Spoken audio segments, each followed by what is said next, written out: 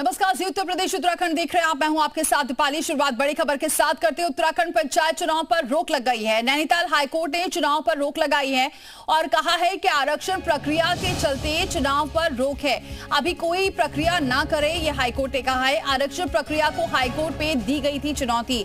पिछली सुनवाई में हाईकोर्ट ने निर्देश दिए थे, राज्य सरकार से आरक्षण पर मांगा था जवाब, और आज राज्य सरकार ने दाखिल किया था जवाब। रामानुज हमारे साथ जुड़ चुके, हमारे सहयोगी। रामानुज, क्या कहा है हाईकोर्ट ने?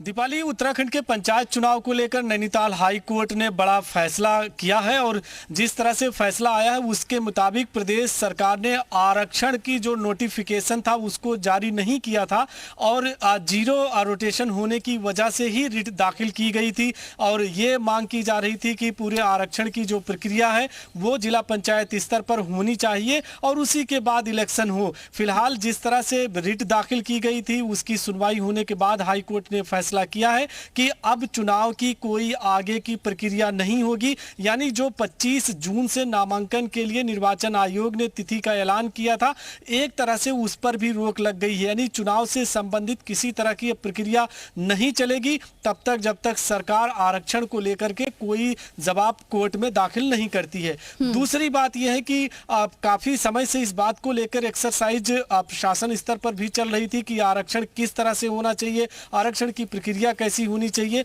इसी बात को लेकर के ये याचिका दाखिल की गई थी, लेकिन जो कोर्ट ने फैसला सुनाया है अब उसके अनुसार ही सरकार को काम करना होगा। राज्य निर्वाचन आयोग भी उसी के मुताबिक काम करेगा। राज्य सरकार की तरफ से अब क्या जवाब दाखिल किया जाता है ये सबसे महत्वपूर्ण होगा, लेकिन जो प्रक्रिया चल रही थी चुनाव को लेकर के कि 25 जून से नामांकन पत्र दाखिल किए जाएंगे, उस पर फिलहाल चुनाव की पूरी प्रक्रिया पर रोक लगी है। और इसे कहें कि राज्य सरकार अपने जवाब में क्या क्या पत्रों में दाखिल करती है ये देखना होगा। फिलहाल चुनाव की प्रक्रिया पर रोक लग गई है। तो रामानुज, बहुत शुक्रिया ये जानकारी अब तक पहुंचाने के लिए। तो फिलहाल अभी पंचायत चुनाव की जो प्रक्रिया है उस पर रोक लग गई है और अब देखना ही होगा कि राज्य सरकार क्या जवाब दाखिल करती है।